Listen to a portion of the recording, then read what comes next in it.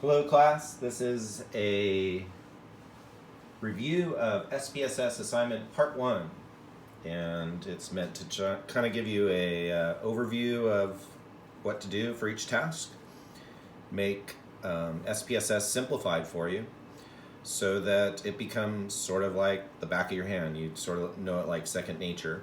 What I encourage you to do once you kind of enter some data is mess around with SPSS and try different stuff. At least for me, that's my best way of learning software and new software, is to try out different things, see what it does, and then, oh, that's pretty cool, and then kind of remember what you do.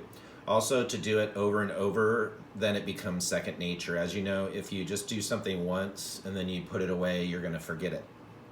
So that's what I would encourage you to do.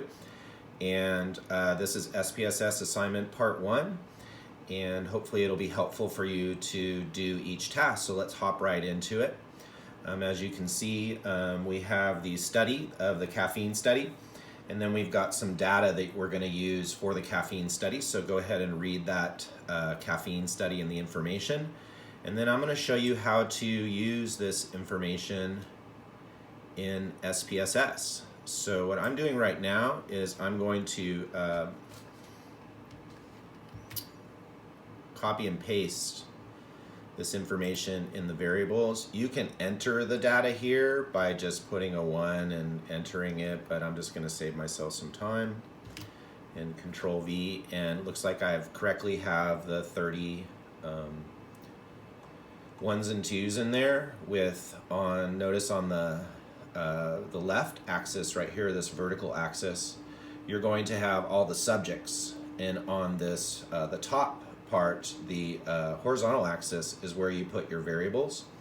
And so we have 15 subjects that are labeled number 1 in this study, and another 15 that are labeled number 2, and I'm going to show you how to label them in a second here. And so what you're going to do next is put in the next column, which is labeled column 2. Hopefully this is a helpful document, so you can do it without even needing this video, but hopefully the video is helpful too. And again, I'm going to Control C and then Control V, and then plop those in, and they have the scores. So those are the scores on the memory test for the first 15 group, and their scores, as you can see, and then the next group and their scores. So that is the first task, I believe, on your page. And you're going to save this data too, so you can use this. So you can just hit Save As, and then call it what you want. SPSS homework data set, and I'll label it 3. Hopefully 3 is the magic number, and so I have that saved. Now that's called that. And so now I'm going to show you how down below here in the far left, there's this data view. But if you click variable view, this is a way that you can define your variables, name your variables, etc. And we're going to do a couple things, and this is C on your homework list. So in variable view, which I just clicked right there, variable view down at the bottom, name your variables. So what we're going to do is, for the first variable, we're going to name it caffeine.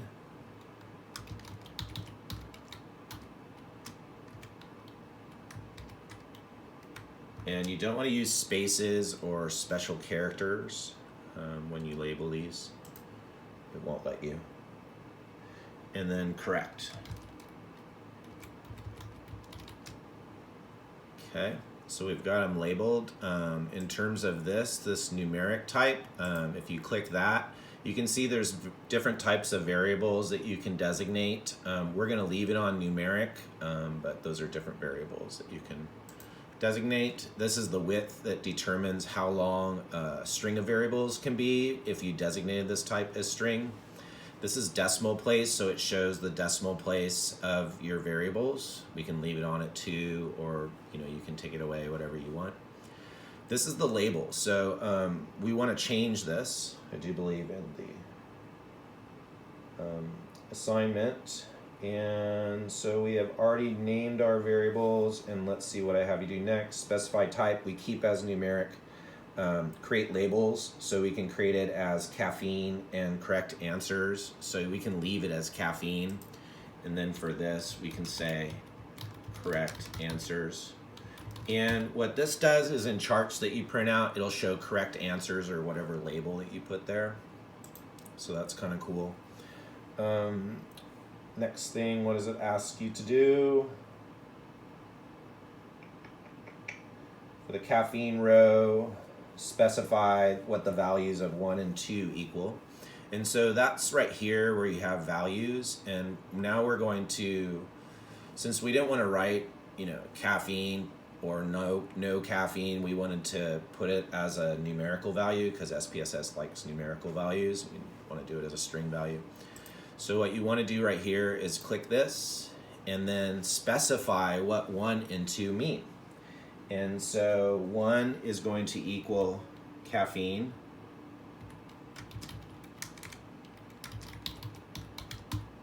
And then you press add. And then 2 will equal, what did I want you to do? Placebo.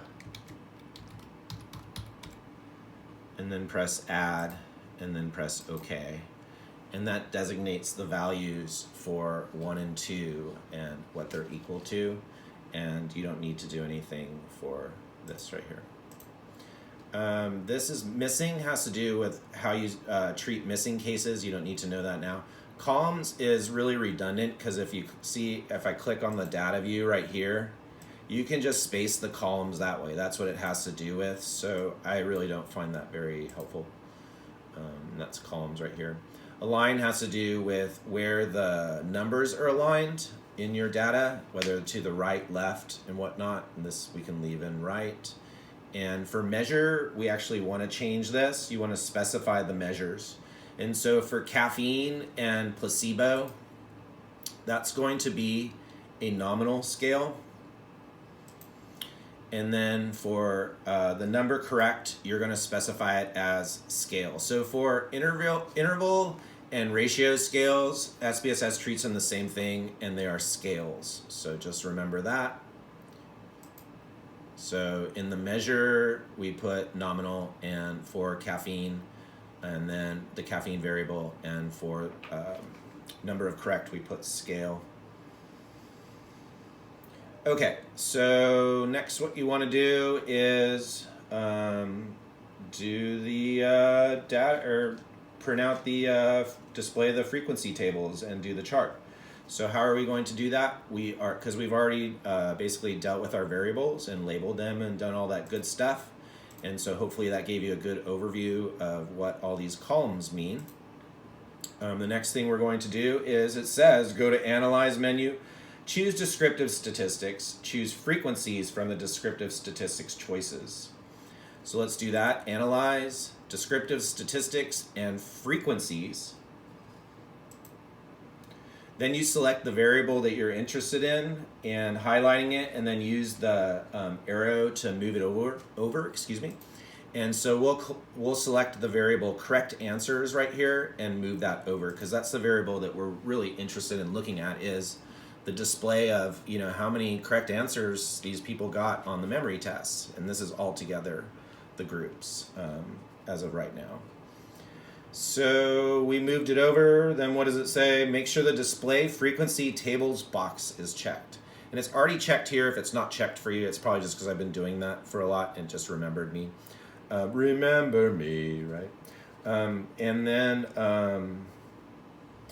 so then you can do the same thing, is click the charts button as well. You can do it all in one, right? And which one do I ask you to do? The bar chart. So you're going to click bar chart. You can leave that as is and then select continue and then hit OK, and then your output is going to come out. It sounds kind of redundant, huh? And it shows you your frequency table, and then it shows you this bar chart of the number of correct answers and the distribution of that, with the frequency on the left and then the number of correct answers on the x-axis, frequency on the y-axis. This gives you percentage, the raw number of correct. So 6 people got 7 correct. The percentage, the valid percent, and cum percent, as it's gone over in your text. So you can just minimize that. You can save it and, let me demo for you. You can minimize it and do all of the tasks and then just keep it on one and then just kind of move it over, which I'm going to show you now. Or if you want to do them separately and move them over and then put it all in one document, that's fine. There are many ways to save your output. I find the export function pretty nifty. So what you do is there's 2 ways to get to that. You can go to File, and then you can go to Export, or you can click this export icon with the little arrow, green arrow right here. And then I like to click just the all visible so you don't get all the lame stuff. And then it already exists. Okay, yeah, we'll replace it. So obviously I've been testing this out. And then it gives it to you in a Word doc. And the Word doc, I think it's on task 1, is this. And the cool thing about it is, because I want you to submit it all in one doc, is it allows you to then, highlight it all and cut and paste it into one doc. So anyway, figure out your own way to do that. I don't really care as long as it all comes in one doc. And that is how to create frequency distribution tables and graphs, and that is task 1. So cool. Are you ready for task 2? Let's do this, as Home Depot says, I think it is. What you will submit for task 2, a table that shows the mean, median, and mode for the variable correct from the data from the caffeine study, and that's the data that we just used. So that's still there, and so I don't need to open the data, it's already there. And then what am I going to do? What do I do? So let's just follow the directions and see if the directions are correct. This is part of my thing of seeing if I actually wrote it out correct, is going through the directions. Okay, so it says go to the Analyze menu, Descriptive Statistics, Frequencies. Oh my gosh, that sounds familiar, does it not? And play around with these, they're kind of cool to check out. Descriptive Statistics and what? Frequencies.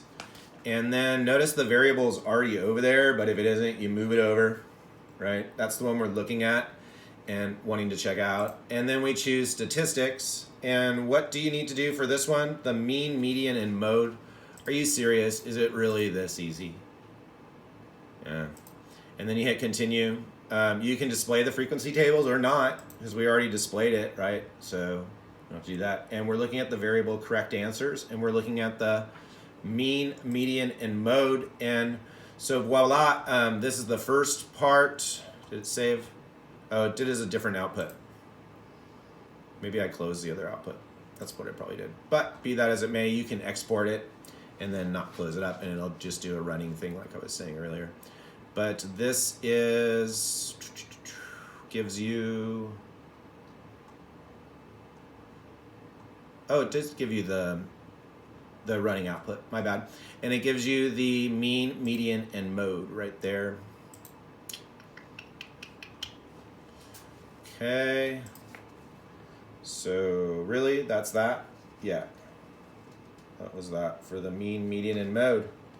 What's the next one? The task 3.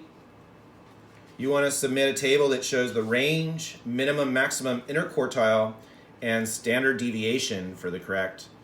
And so let's go through the description and see if it leads you in the right direction. Oh my gosh, it's the same thing, right? We could have all done it at the same time. It's nice to do it over and over though. So you go statistics, and then we don't want to see those anymore. We want to see the quartiles, I believe the standard deviation, did I say range, and minimum and maximum? Range, yep. Standard deviation, min, max. We got it. And then we press continue, and then OK. And that should give us those items right here.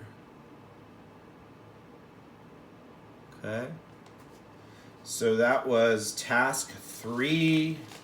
Easy cheesy, as lemon squeezy, as my daughter likes to say. And then task 4 is about graphs. What's up with some graphs? So what do we have to submit for this? We have to submit for the variable caffeine, a bar of counts chart and a pie of counts chart. The bar of counts and the pie of counts chart. Dun dun dun. Almost sounds like that Bud Light commercial or something like that. And then for the variable correct answers, a histogram with normal distribution. And then for each group, the caffeine and the placebo, submit a bar chart that it compares the means of their correct answers, which is kind of cool. So far we've just seen the whole group shebang, but now we're going to be able to look at 2 different groups, which is kind of cool because that's something relevant to our study. So open the data, we already did that, but now we're going to do something different, so I better pay attention to the directions here. It says from the top menu, select graphs, then select graph board template builder. A new window will come up and now select variable caffeine. So let's do it. We go graphs, graph board template. Oh, I said builder. I should have said chooser. Ha! That's where I got to change that. Note to self.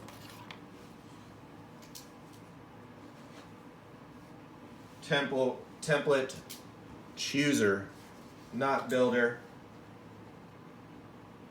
All right. I digress for a second there. So let's choose that, and that will be corrected in your assignment. And just on mine, it was bad. And a new window will come up, and now select the variable caffeine. What? We're just going to select the variable caffeine? Yeah, we're going to see like who our participants are. And if we had more than 2 that were just split evenly, they might look actually cooler, but whatever. This is a way for you to learn it. And so notice when we select caffeine, it gives us some charts that it recommends for us because of our variable. And our variable in this case is a categorical variable, not a continuous variable, like correct answers.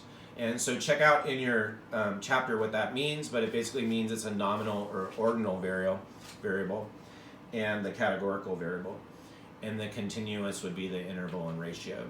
The bar charts, the bar of counts. The bar of counts right here is selected, and we press OK, and it gives us the number of people in the caffeine group and the number of people in the placebo group.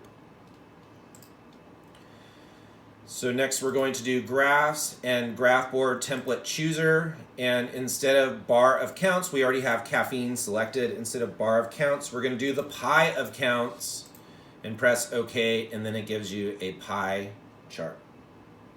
The pie of counts. All right, and that's C. Then we're going to check out a new variable to review. What? Okay, so we'll go to graphs. Remember that? Oh yeah, I do. And then that. And then instead of caffeine here, we're going to select correct answers. And which one did I want? I think I wanted this one. It's really cool. I like it. And then we're going to press OK. So this is for now for the correct answers, not caffeine. And it's going to give us this distribution, which is kind of fun to look at. Of course, the correct answers are here, and you can see the number of people that scored high and stuff like that. Okay. And then, what does it say to do next? I think it's the last task you need to do. Lost myself where I was. Oh yeah, select histogram. I think we're on E now. From the top menu, select graphs, and something a little different. What is that? It's the legacy dialogues. And then I want you to select bar. And then keep it on simple here. Keep it simple, right? Leave this the same. Press define. And then what does it say to do? You'll now need to select the variable caffeine and use the arrow to put in the box labeled category axis. So we've got caffeine selected, and we punch it in there to category axis. Then what I ask you to do is click this other statistic, and that enables you to now select that. Before you couldn't, so you have to do that. And then pop that into variable. And I think that that's what my other statistic, pop that into variable, and then click OK. And then check out this output. It compares the caffeine group and the placebo group on their mean. So as you can see here, the caffeine group did much better on the recall test than the placebo. Much better? Okay, counselor or teacher. Can you really say that? Well, we'll use statistics later to be able to figure out if that's significant or not, and at the probability level that we set. So that is task 4, really that simple, and then you export it, save it all, right, put it into one document. And now we're going to calculate z-scores, as they call z-scores online and stuff when you watch videos and stuff. I'm going to call it a z-score. And what will you submit for task 5? You'll submit some answers to once you find the z-scores. So conundrum, should I just even give, I'm doing this, you could actually see the answers there. Well, I hope you do it. Really do. Purpose is to learn, right? So I guess you could do that, but so there's 2 ways to calculate a z-score in SPSS. You'll learn both ways, the easy way and the harder way.